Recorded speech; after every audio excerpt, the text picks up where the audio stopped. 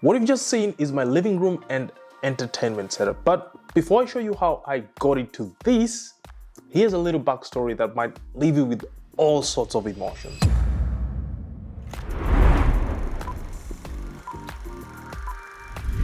It all started in 2020.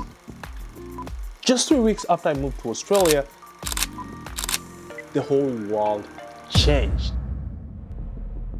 China has identified the cause of the mysterious new virus. Coronavirus. Coronavirus. There are fears a rapidly spreading virus has reached Australia.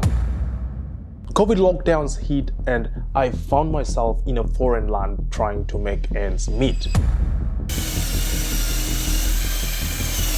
With no steady work, I took up various labor jobs at construction sites, but not long after that dried up, so it forced me to get creative. And what I ended up doing is scavenging for free items on Facebook Marketplace, cleaning them up, then reselling. With money so tight, every dollar counted, and I scraped together just enough to help me survive, and the little money that remained, I bought cheap flights from Amazon, dreaming of one day starting my YouTube channel. A few weeks later, I shot my first video with this iPhone 7, which is now dead, then shared it with my housemates, but fear got the better of me and the video never saw the light of day. Months passed, and during that period, I watched endless desk and living room setup videos, hoping that one day, maybe I could have something like that. And towards the end of 2020, things took a turn. I got a job as an F45 coach and also picked up work in residential youth care, clocking up to 70 hours a week between both jobs. The grind was relentless, but so was my dream. After saving enough, I finally got my own place in late 2021, and on the 22nd of February 2022, I uploaded my first video, which coincidentally was a living room setup tour. Come to think of it, my living room setup tours have always fallen when I start new chapters, and you'll see why in just a bit. That aside, to my surprise, it did fairly well, and at the time of this recording, it's almost hitting 60,000 views, and to be honest, it made me feel as though everything was falling into place until life threw me another curveball.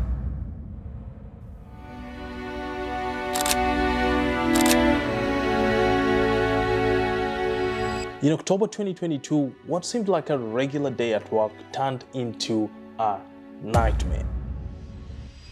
I started having difficulties breathing, and soon after I collapsed, and when I regained consciousness, I was in hospital.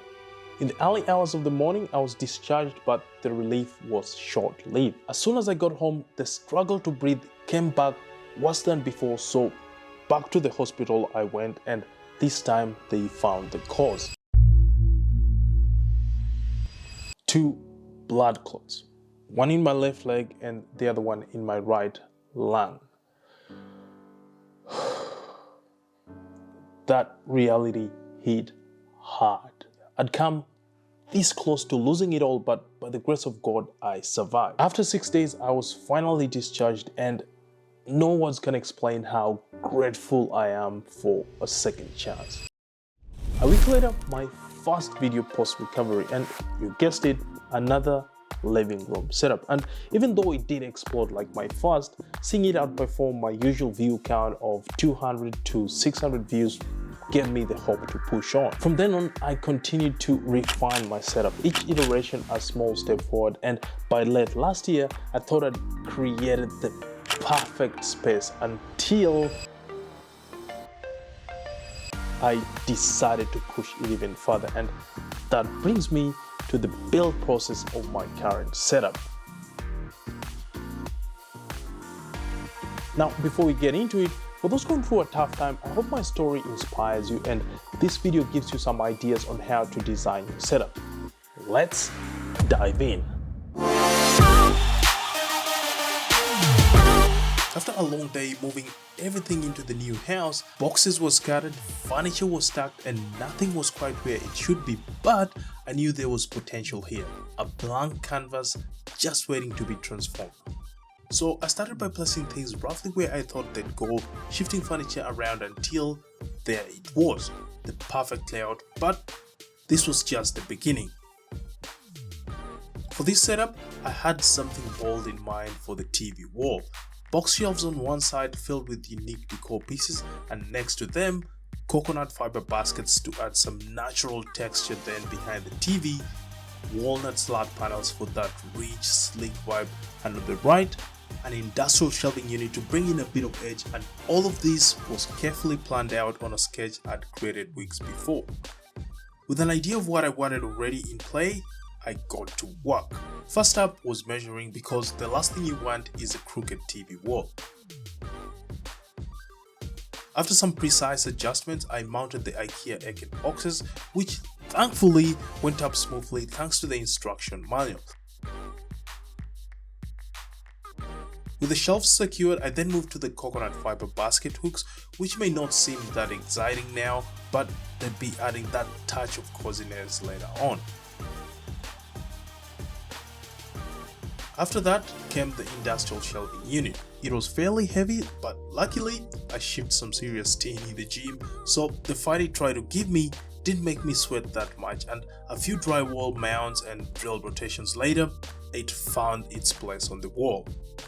With that out of the way, it was time for the walnut slat panels behind the TV. This was going to be the centerpiece, the one thing that would make or break the entire wall. First, I mounted the TV bracket, then carefully added the slat panels one by one. About an hour and a half later, I stood back fairly exhausted but excited that bit was done. I then called a friend to help with the final touch, mounting the TV. Together we got it up, and at that point I realized the TV was too close to the coconut fiber baskets, so I had to tweak the design a little bit and move the baskets on the wall next to the box shelves. After that, I wiped away the fingerprints and smudges that had accumulated on the screen, and I was good to go. With the TV wall finally set up, it was time to bring the media console to life. This is where things really started to take shape. First up, I hooked up my Samsung soundbar, subwoofer and 2 surround speakers, adding that extra punch of audio that makes every movie night feel like a mini theater experience, but it didn't stop there.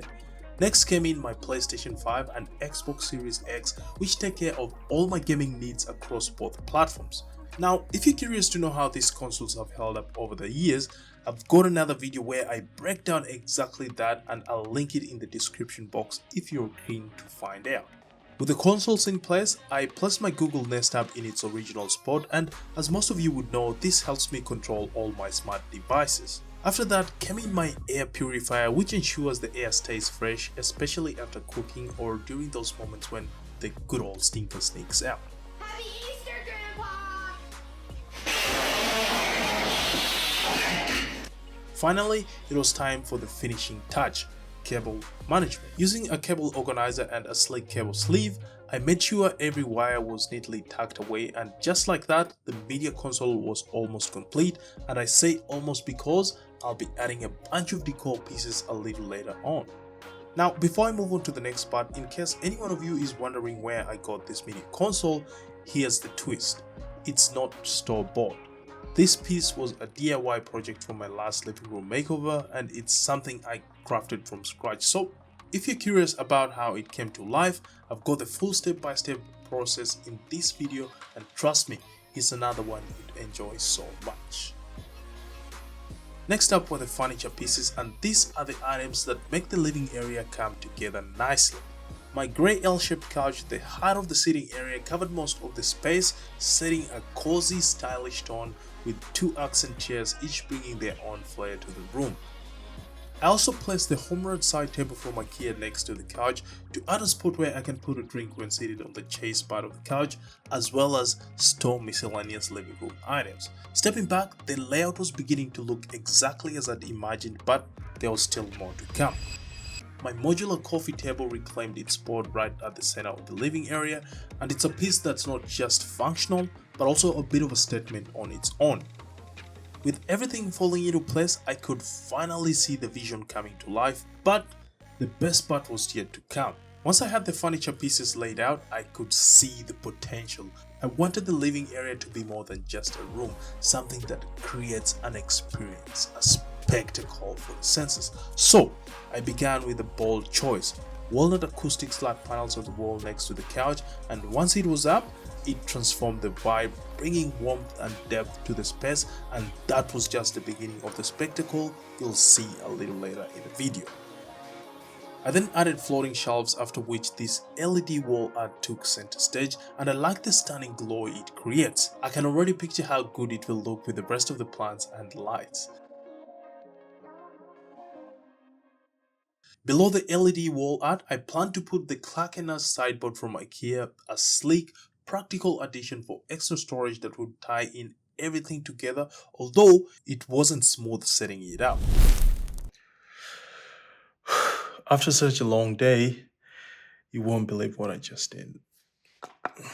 Completely ripped it off. So tomorrow, I gotta go back to IKEA and try and get a replacement.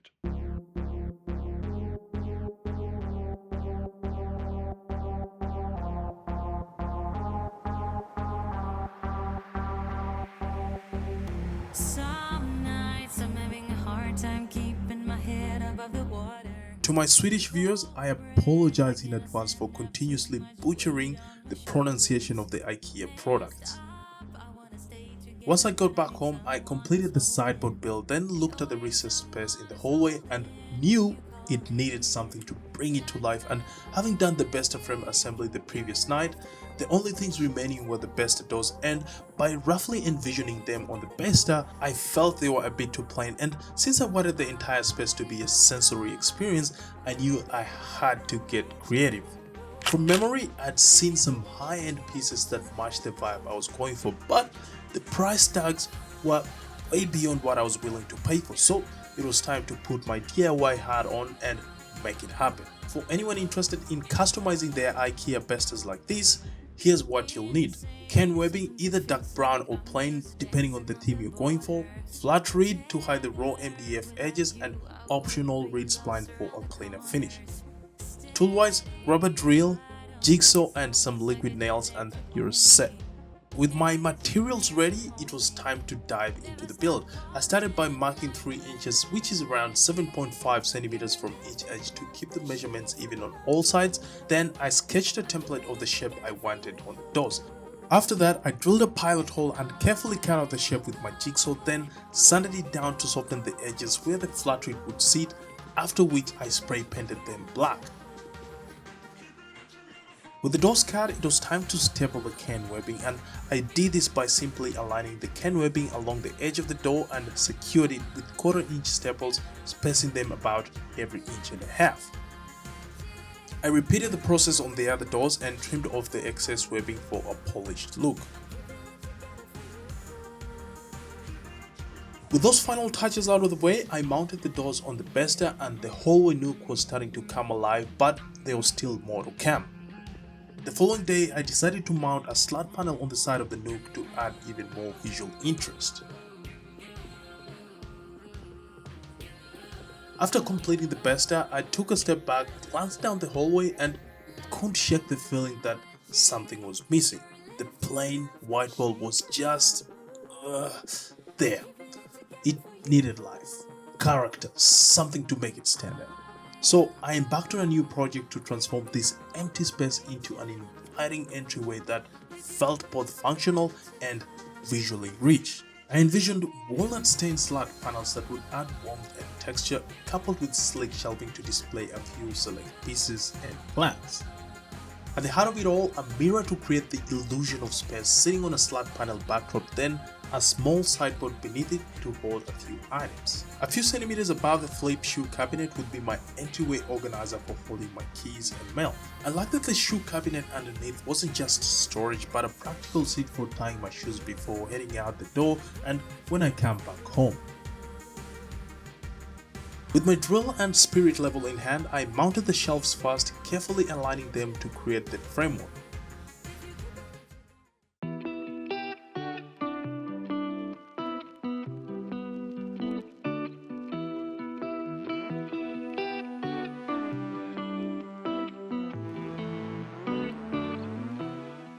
After that, I stained the slat panels I'd used, and as they dried, I mounted another pair of acoustic panels not too far from the shelves. Then the Stockholm hallway mirror from IKEA came in.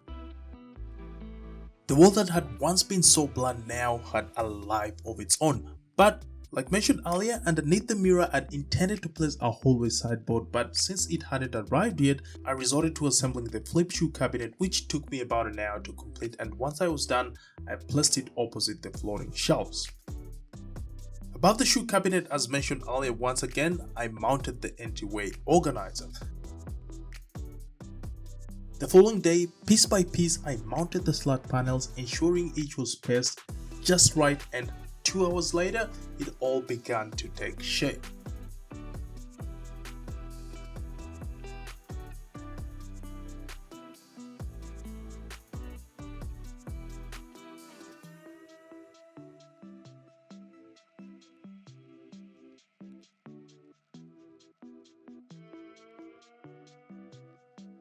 With most of the mechanical bit out of the way, it was now time to deck out the shelves with plants and decor. For plants and decor, I started in the hallway, inching my way towards the main living area. One by one, I placed a few carefully chosen plants on the floating shelves, but the real transformation began with the BESTA tucked into the hallway's recessed area. I wanted it to be more than just storage, and a home bar is what rang loudest, ready to host whenever friends came over. Now, to make it work, I had to get creative like I've done throughout the video once again. Using a desk shelf from Desky, I built a 2-tiered setup. Bottles and glassware on the shelf above, with more drinks lined up on the BESTA below, but this area still needed something to tie it all together. An abstract painting was the answer, covering the empty wall and setting the tone. To finish this area off, I added a statement piece in the name of an alocasia wenti on one side and a peace lily on the other. Right after I'd finished placing the plants, the hallway sideboard arrived, and I quickly assembled and placed it underneath the mirror, then added 2 plants on it. Stepping back, the hallway was ready to lead guests into the living area with style, but there was one piece missing to the entire puzzle, which I'll get to a little later in the video. Next, I turned to the TV wall, and the hooks I'd moved to the side wall hung in wait for what would come next. One by one, I hung coconut fiber baskets, each cradling a large plant, spilling greenery across the wall. Underneath the coconut fiber baskets, I placed another giant peace lily, a statement in its own right, each chosen to carry on the greenery. Across the other side, on the industrial shelving unit, I placed some of my favorite books, accompanied with 3 devil's ivy plants. After that came the wall near the couch. Here, I added the cascading plant from IKEA, as well as a few decor pieces and books on the shelves next to the LED wall art.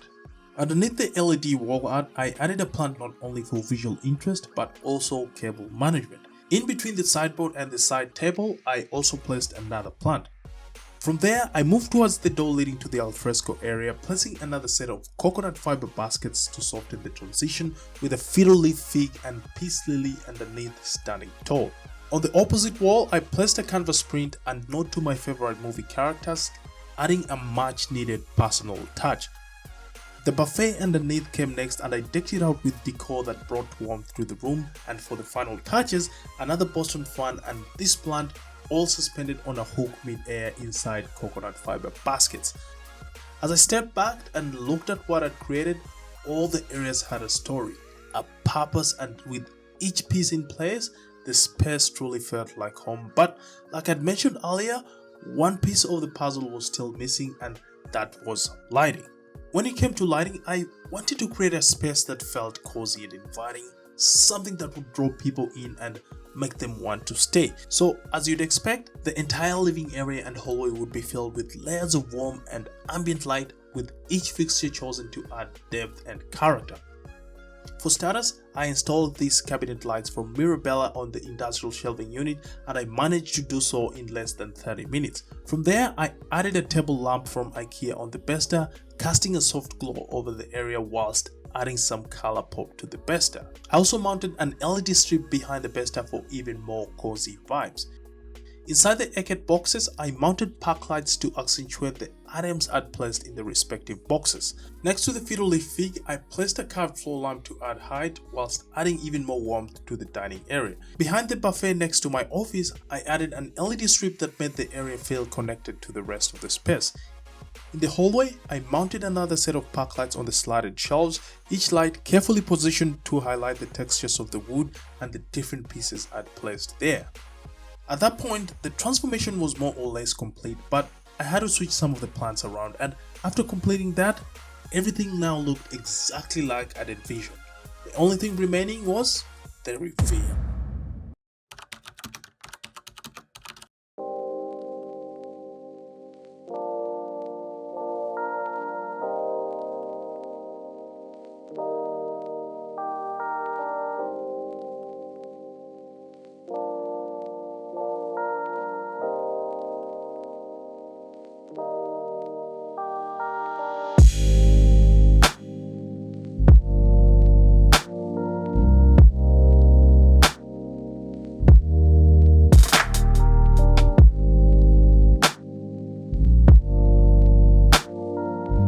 After 6 days of non-stop work, pushing through early mornings and late nights, countless scratches and plenty of sweat, I can finally say I've created something special. A space where form, function, aesthetics come together perfectly. Safe to say, a blend of cozy design and practical touches that make this space the ultimate modern living room and hallway space for multi-purpose use.